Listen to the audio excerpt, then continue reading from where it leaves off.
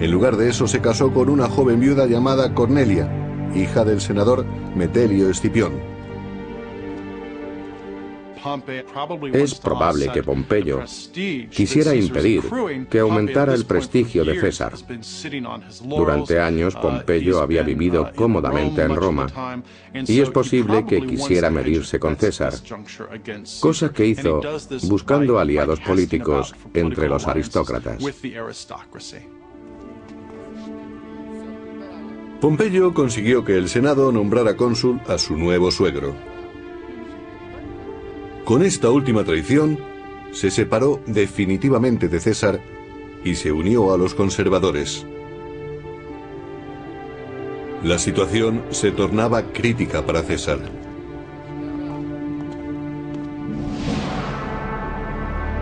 Debía salvar las Galias o perder su prestigio para siempre. Persiguió a Vercingetorix hasta la ciudad fortificada de Alesia y allí mandó cavar una trinchera doble. Una para asediar a los habitantes de Alesia y otra para protegerse de los posibles refuerzos. Construyó una maravillosa estructura defensiva, con unas lanzas hechas con troncos y ganchos clavados en tierra. Luego, de forma coloquial, llamaron lirios a unos fosos de 1 metro de profundidad que tenían unas estacas de unos 8 centímetros sobresaliendo del suelo. Fue una obra sensacional. La hicieron solo con las manos y se ayudaron con picos. La arena la retiraban con cestos de mimbre. Pensemos en 15.000 hombres cavando día tras día y empleando solo su fuerza. El resultado fue extraordinario, pero debieron de acabar extenuados. Vercingetorix y su gente empezaron a pasar hambre y a desesperarse. Las cosas marchaban tan mal para los defensores de Alesia que se quedaron sin comida. Pero cuando iban a rendirse, la peor pesadilla de César se convirtió en realidad.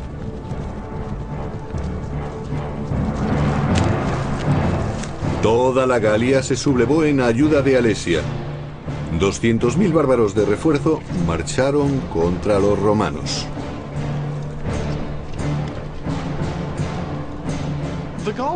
Los galos eran una fuerza relativamente bien organizada y muy pronto reunieron mucha gente. En el asedio de Alesia, el sitiador César se convirtió en sitiado. Al llegar los refuerzos, Vercingetorix salió por fin de la ciudad. Los romanos estaban rodeados y los bárbaros se dispusieron a asestar el golpe final. La batalla de Alesia fue el mayor reto al que se enfrentó César en 10 años.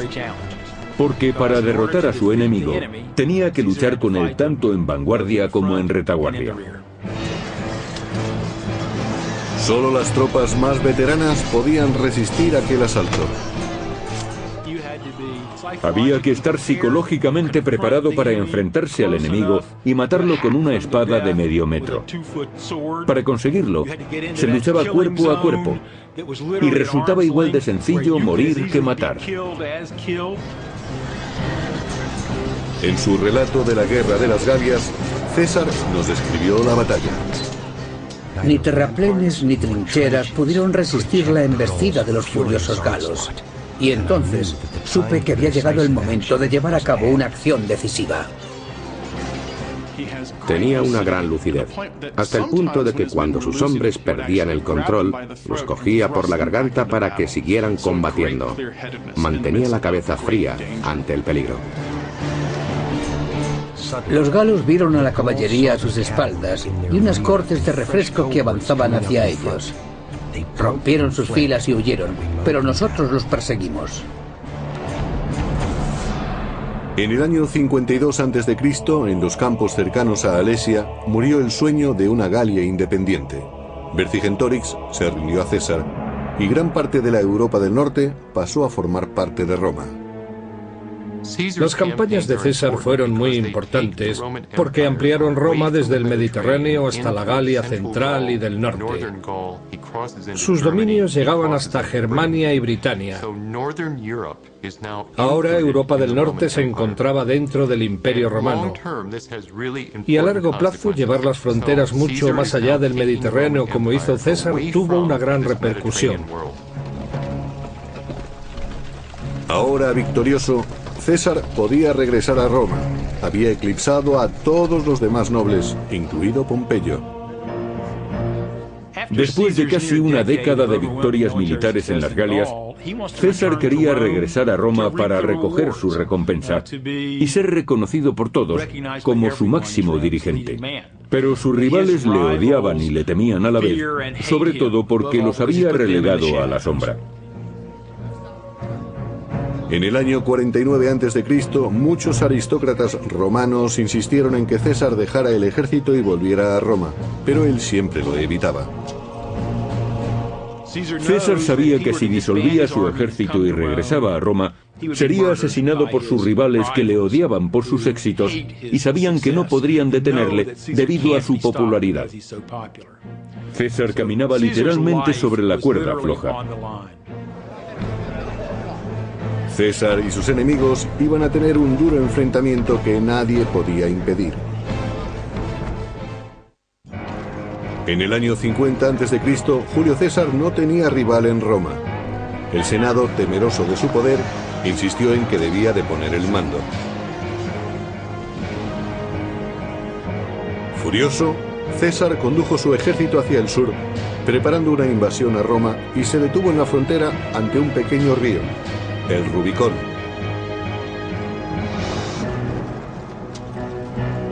Para César, dejar a sus hombres a la orilla del río y marchar solo a Roma era sinónimo de una rendición total ante sus enemigos. La vida de César pendía de un hilo. Tenía que cruzar el Rubicón, un riachuelo, la frontera entre las provincias y la propia Roma. Cuando lo hizo, sabía que podía desencadenar una guerra civil, pero tuvo que elegir entre eso o caer en desgracia.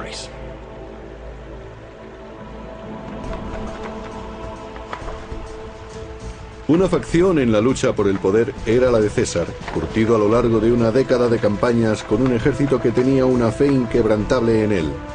Su dedicación era absoluta. Por otra parte estaba Pompeyo. Su ejército estaba repartido por toda Italia y su lealtad era dudosa. Mientras, la popularidad de César en Roma estaba en la cima. La población romana consideraba a César como un dios que regresaba a casa. Los soldados se apuntaban en masa a su ejército. No tenía oposición.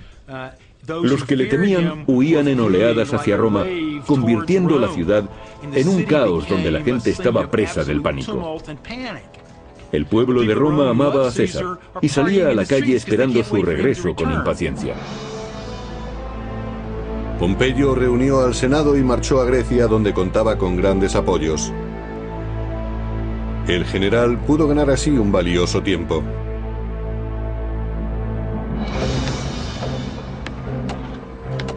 Pasaron meses antes de que César pudiera construir o apropiarse de los barcos y suministros suficientes para ir tras él. Cuando las tropas de César desembarcaron en Grecia, Pompeyo contaba con un gran ejército. En enero del año 48 a.C., en Farsalia, los dos personajes más importantes de Roma se enfrentan a una trágica guerra civil. Pompeyo dispone del doble de soldados que César, pero los de este están armados con una poderosa arma, la confianza. Pompeyo tenía que luchar o rendirse. Así hacía César las cosas. Además, sabían que siempre situaba a sus hombres en una posición con grandes posibilidades de vencer. Disponía de un ejército muy bien entrenado, que se compenetraba a la perfección, por algo los llamaban veteranos. Se habían convertido en una fuerza muy efectiva, acostumbrada a combatir. En Farsalia, los largos años de campaña de César dieron sus frutos. Sus tropas destruyeron totalmente al ejército enemigo. El mismo Pompeyo tuvo que escapar. César lo persiguió hasta Egipto, pero fue demasiado tarde. El gran Pompeyo cayó en una trampa y fue decapitado por forajidos egipcios. La cabeza fue enviada a César. Según el biógrafo clásico Plutarco, cuando le llevaron la cabeza de Pompeyo, César no quiso mirarla, pero se quedó con la sortija que utilizaba como sello mientras lloraba. ¿Lloró realmente? Resulta demasiado anecdótico y desafía la realidad. Pudo ser posible porque Pompeyo había sido camarada y amigo suyo durante mucho tiempo. Al ver a Pompeyo muerto, puede que César se diera cuenta de que a él también le podía ocurrir lo mismo. En el año 46 a.C., sin rivales que se le opusieran, César consiguió el poder total que había ansiado durante toda su vida. Roma era suya. César se dispuso a reconstruir la ciudad, cambió las leyes de los impuestos y estableció nuevas colonias. Se convirtió en el primer dirigente romano en concebir un imperio.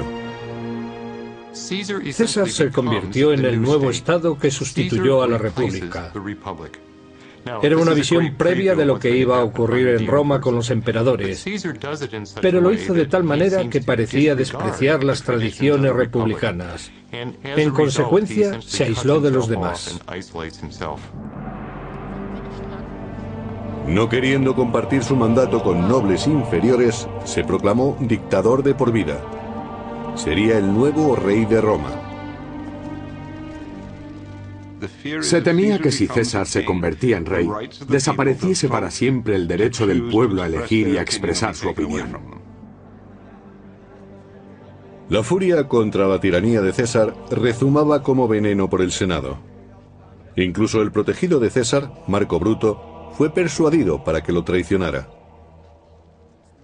Bruto era un hombre complejo y francamente no muy atractivo. César lo había convertido en su gran acompañante y le había ayudado en su carrera política. Pero Bruto no soportó estar siempre en segundo plano. Además tenía una visión muy romántica de sí mismo. Se consideraba defensor de las libertades. Por eso dirigió la conspiración contra César. Finalmente, en el año 44 a.C., en los idus de marzo, 40 conspiradores, conducidos por Bruto en nombre de la libertad, decidieron tomarse la justicia por su mano. Según el historiador clásico Suetonio, 23 dagas le fueron clavadas a César. No emitió un solo gemido después de la primera puñalada, aunque algunos dicen que cuando vio a Marco Bruto asestarle la segunda, se lo reprochó en griego diciendo: ¿tú también, hijo? Muchos de ellos eran amigos suyos, algunos desde hacía tiempo. Es posible que estuvieran resentidos por haber abolido la tradición más querida de la República de que un solo hombre no podía ser el máximo dirigente de Roma. Pero seguramente los celos, la pasión y puede que el deseo de recuperar las libertades tuvieran también algo que ver.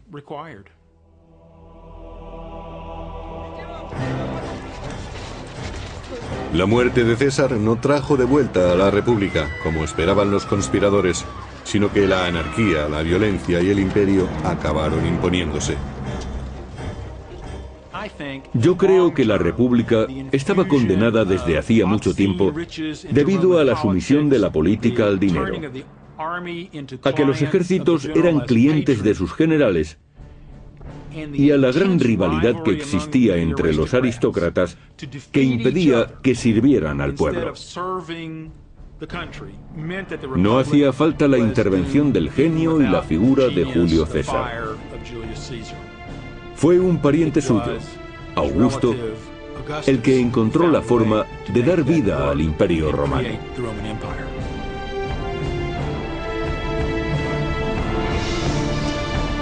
La era de los emperadores había comenzado, y con ella la de sangrientas conquistas, brutales represiones y guerras sin fin.